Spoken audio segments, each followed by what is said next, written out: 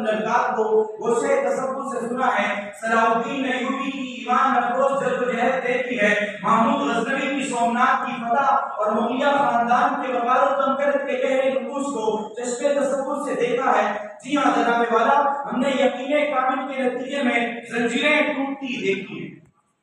جناب والا، جب یقین خدا پر ہو، بھروسہ ہو، تو پھر ہم نے دیکھا ہے کشتیاں جلاتے ہیں، فتح کا یقین، پہلے ظلمات میں بھی گھوڑے دوڑاتے ہیں تو کامیابی کا یقین، نعرہ تکبیر کی صداؤں کی جرأت ہے تو کامیابی کا یقین، اور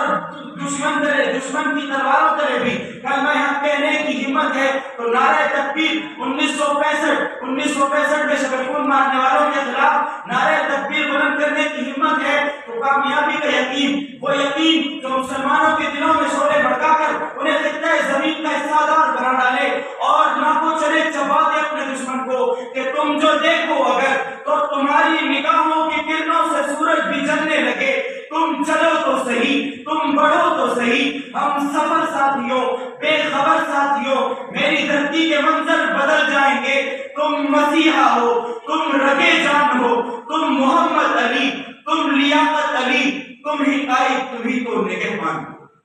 جناب والا،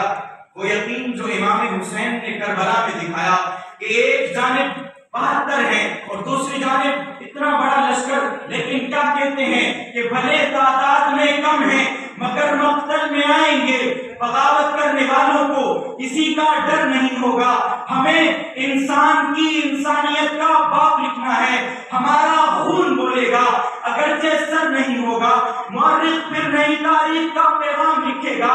ہمیں عنوان بنائے گا، ہمارے نام لکھے گا۔ آپ کی سماعتوں کا